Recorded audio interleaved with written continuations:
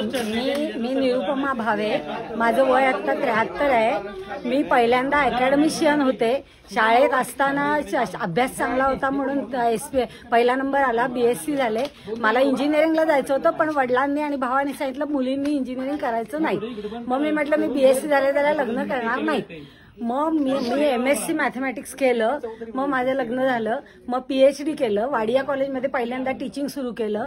नंतर फर्ग्युसनमध्ये 10 वर्ष होते।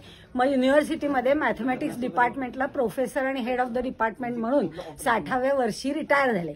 आणि रिटायर व्हायच्या आधी एक 52-54व्या वर्षी आमच्याकडे मिस्टरांचे मित्र आले होते, जोशी म्हणून।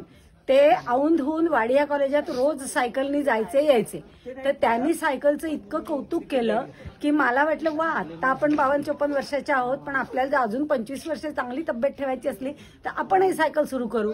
मग मी माझ्या पुतणीची धुळखात पडलेली सायकल स्वच्छ केली, त्याच्यानी पहिल्यांदा डेक्कनवरच चक्कर।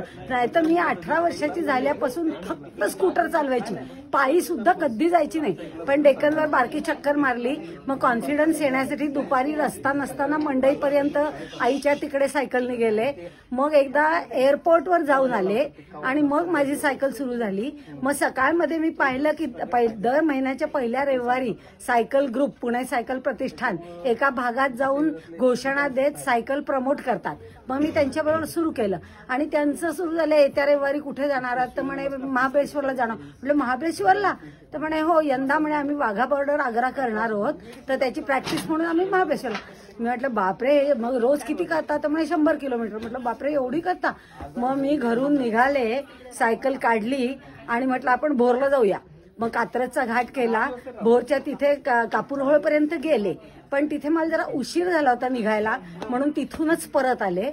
आणि पुढच्या रविवारी पुण्याहून जी निघाले, लवकर निघाले, डायरेक्ट भोरला गेले। 12-12:30 तिथे पाऊणला पोहोचले। तिथे आमचं घर आहे माझं, तिथे माझी किल्ली ज्यांच्याकडे ठेवली असते त्यांच्याकडे गेले, तिथे जेवले वगैरे, 15-20 मिनिटं विश्रांती घेतली आणि 1:30-1:45ला सायकलनी परत। आणि तिथे माझे गावामध्ये ब्रेक बीक नीट तपासून घेतले, कारण घाटात सायकलनी परत येणं। पण सायकलनी परत आले कात्रजच्या घाटानं, 7:45 वाजता रात्री घरी आले। त्या दिवशी मला इतका आनंद झाला।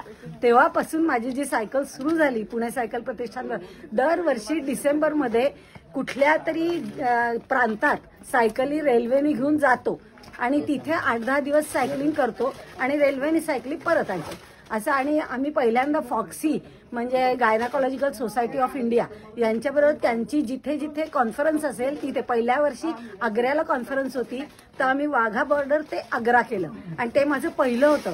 त्यामुळे पानिपत दिल्लीच्या तिथे मी प्रचंड दमले होते, पण त्या लोकांच्यामुळे मी गेले।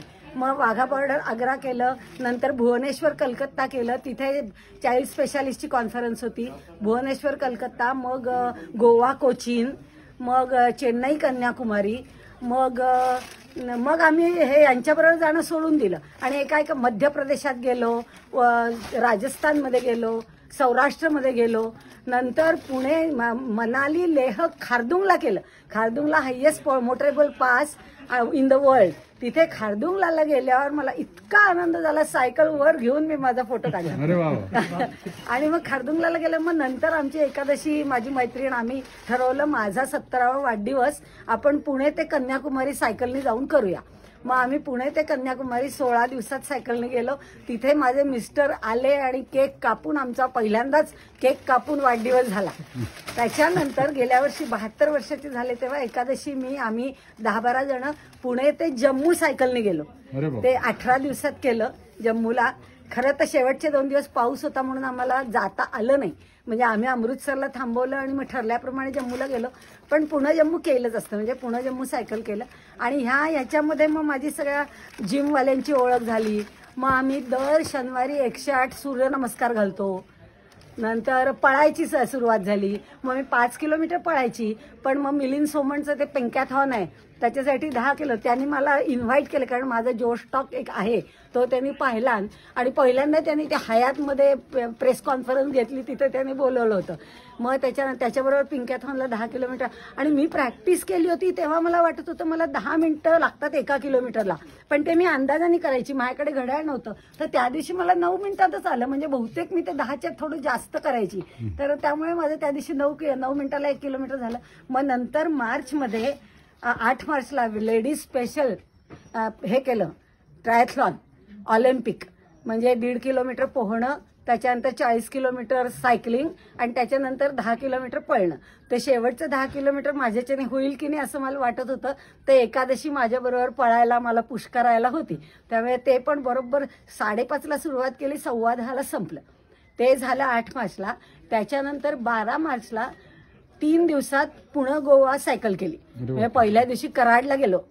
पहिलं कराड, पूर्वी एकदा मी असं मला करायचं होतं 3 दिवसात, आणि कराडच्या आधी उमरतच्या तिथे मी आपोआप सायकलवरनं पडले, बेशुद्ध पडले म्हणून पडले का पडले म्हणून बेशुद्ध झाले कोण नाही, मला कळलंच नाही. पण मग माझ्या मैत्रिणीचं कोणीतरी गाडीने येत होतं, त्याची गाडीत सायकल घालून गेले, जोशी हॉस्पिटलमध्ये चेक केलं तर सगळं ठीकठाक होतं, मला काहीच झालेलं नव्हतं.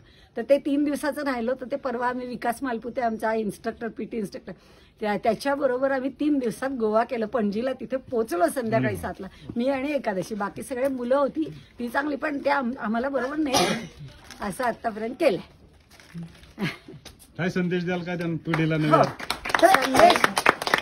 संदेश म्हणजे मला बायकांना असं सांगायचंय की आपली मुलं जोवर मोठी होत असतात, नोकरी, मुलं, घरचं करस्तवर बाईला वेळ नसतो. पण माझा एकच मुलगा, तो जेव्हा 12वी झाला आणि कलकत्त्याला मरीन इंजिनिअरिंग कॉलेजात गेला तेव्हा मी सुटले. तेव्हापासून म्हटलं आता आपण आपलं, म्हणून मी तेव्हापासून 50ला त्याच्यामुळे मी सुरू केलं. मुलांच्या आणि संसाराच्या ह्याच्यातनं आपण थोडे बाजूला झालो की मग सुरू करायचं. 50ला सुरू केलं तरी सुद्धा 75 पर्यंत छान आपल्याला जाता येतं. असं माझं की बायकांनी 12वीतली मुलं झाली की आपण सुरू करायला पाहिजे. वा वा, छान छान.